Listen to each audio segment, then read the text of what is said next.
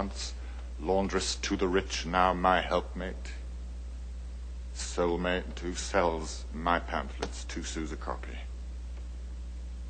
We adopted a son, Emile, a sweet, sweet boy. No more of that. Not for your ears, or yours, or yours. My only fear, citizens, is not of death, but of a life without them. Georges knows. We love them, don't we, Georges, eh? I was elected a member of the Commune and spoke for the poor. I told Robespierre, Saint-Just, Brissot, and the rest that they could never be the revolution, just men, and not to be trusted with power. Anyone with authority becomes an oppressor, a parasitic coat of filth on the hide of the common people. Between those who command and those who obey, there is only hate.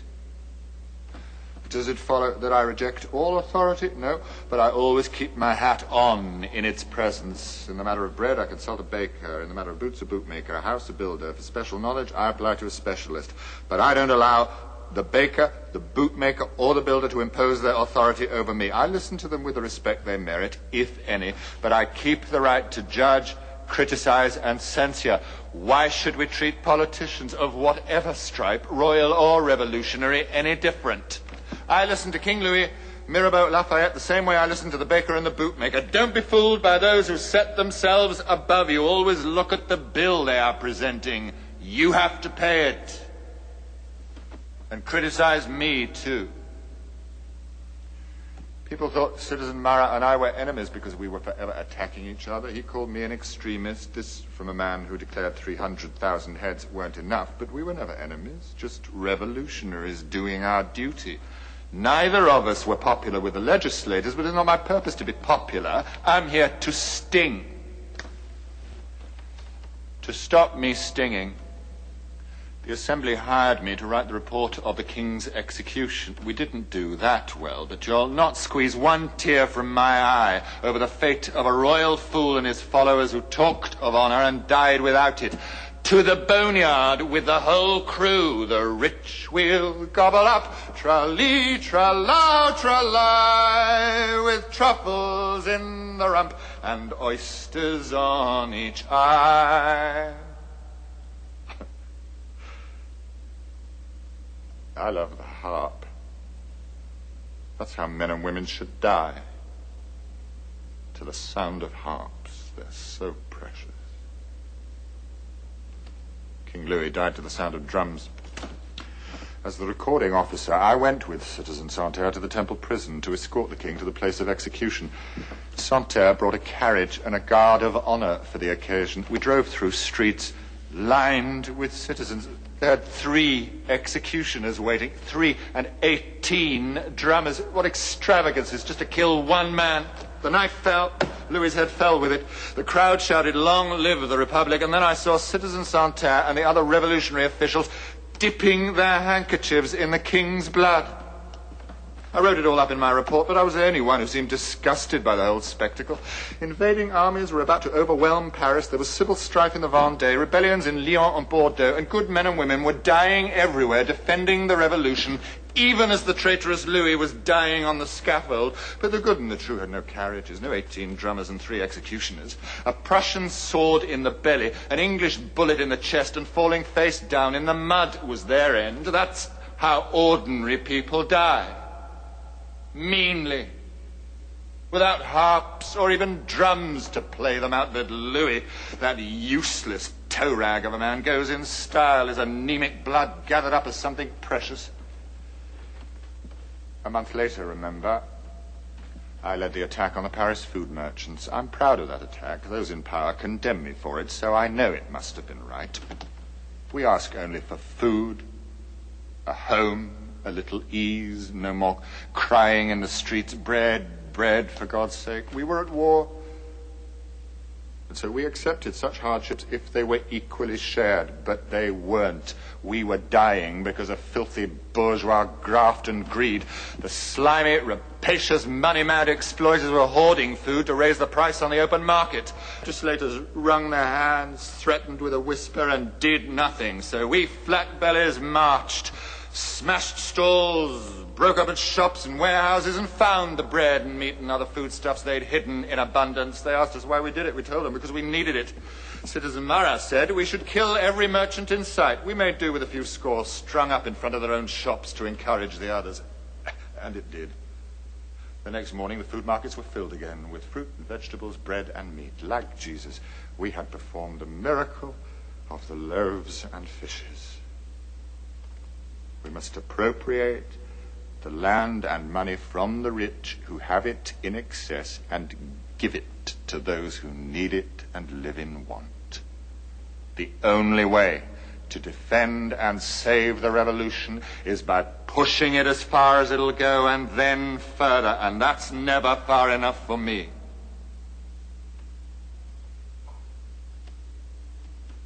Then Citizen Marat died.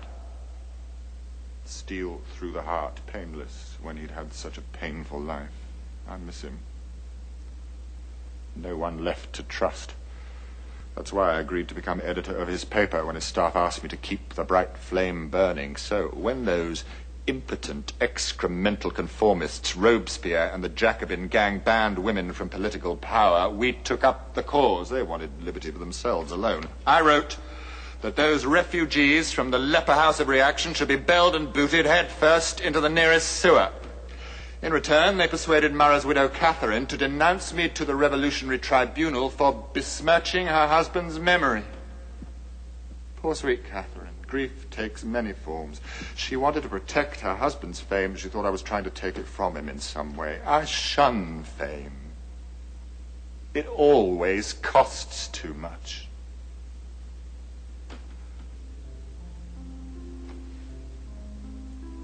Late last night, I went walking through the streets of Paris with Georges. Just the two of us. Georges padding beside me, sniffing every post and doorway, and me smoking my pipe. No, there's nothing better. Making love, perhaps. Or making a revolution, but with a revolution you have to be right. It was a clear night. And empty streets, and as we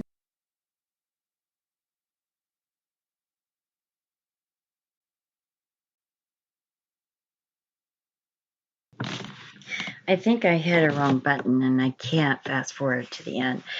But that was Alan Rickman as the preacher in Revolutionary Witness, or it's called The Preacher. It's either called Revolutionary Witness or The Preacher. But I find it more commonly that clip under the title of The Preacher, 1989, of a preacher gone rogue, became a constitutional preacher. Isn't that kind of amazing? I like that a lot. Okay, let me fix this on here. So with this, I call people. Is that how I do this? Mr. White, you want me to go ahead and call you? I'm trying to pull my Skype up. Maybe it's up there and I just don't see it. No, I don't need that.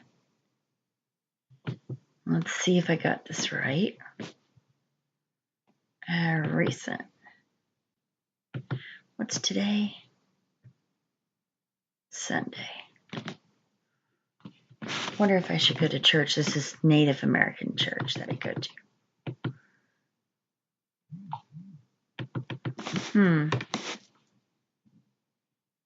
Okay. Looking for Mr. White. I know you're here somewhere on my contact list. Maybe if I make the screen bigger, I can see it. Let's see here. Mr. Wayne. Let's see here. Man, it's really quiet. don't understand why my computer's so quiet. Can you hear me, Mr. White? Okay. Is this mic on now? Yes, I can hear you. Let's see if they can hear you, more importantly. You pull up the studio. Can you guys hear him? Let me pull up this. I have my... Yes, I can hear you. Let's see if they can hear you. Go ahead and say something. More importantly. Okay. Let me mute the show. Can you guys hear him? How's that? Let me pull up this. I'm not hearing you on there yet. Yes, I can hear you. Let's see if they can hear you. Okay. One more time. Okay. Testing. Oh, I think I hear you on there. Can you guys hear you? How's that? Yes, they are hearing you. Yay! After all that milling about, I mean, all we needed was Queen Desert Rose. You know, she is very helpful and kind and all that good stuff. But my question is, after listening to that clip that you listened to, the Alan Rickman, the gentleman that died Thursday, what did you think of that clip? Because I was pretty impressed, especially with the writing. It was good. It was good. I always liked Alan Rickman. Mm-hmm. In everything. And he started so late. He didn't really start acting until he was 41. I mean, he had to be, I guess he started in the late 70s. There was something called Peggy, or it was something quirky. I had the clip here somewhere. But it was interesting. I think I knew him from Pride and Prejudice, too. Yes. He was in many different films. And like Sheriff Nottingham. That was pretty good. The 1991. And I had a crush on that sheriff. I remember that. I had a crush on it. And it was Alan Rickman. So cool. That voice, so distinctive and full of resonance. And I think that's what comes out in Desert Rose voice now with her new microphone that she has. I think she got a Blue Yeti. Yeah. She sounds great on the new microphone. I was wondering, see, this time I have my microphone hooked up with my mixer, not the laptop like I usually use. I wanted to see if this was working all right, you know.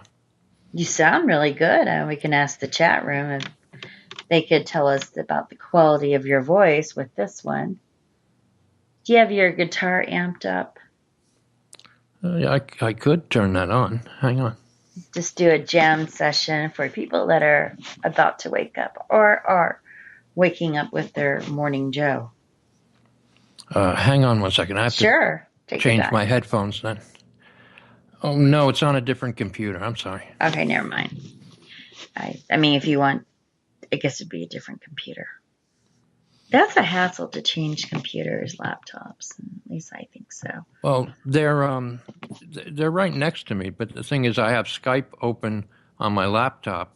And the mixer is plugged into my laptop, but the guitar is plugged in through my desktop. And I don't have my headphones. You can do that. You know, so I won't be able to monitor it. I don't know what it would sound like then. So, you know, growing up, I played the violin, piano, and voice, and I really enjoyed the violin. I always wanted an electric violin. I had a friend that had an electric fiddle, if you will. I had a lot of fun playing on it. I played for a short time with this jazz violinist, Noel Pointer, back in the 70s. He was like jazz fusion. His sister managed a band I was in that year. But the band never went anywhere, and Noel died young. He had a stroke. I think he was like early 30s. Wow, He was excellent. I'll put his name in the chat. That's cool. Now, I know you traveled a lot. What are some of your best memories from concerts, wild happenings? Well, actually, I didn't travel a lot, but I saw a lot of bands in the 60s and 70s in New York. Saw a lot of people in the 60s at the Fillmore East. I saw. Is that near Lincoln Park? Or Lincoln Center, rather? No, it's not near this. It's probably in the West Village or East Village. I'm not sure anymore. But it was downtown. Mm-hmm. So the Yardbirds there with Jimmy Page. Saw Janis Joplin, Jimi Hendrix. Wow. Oh, geez, everybody. Traffic. And you saw a lot of concerts at Central Park when they had free concerts there.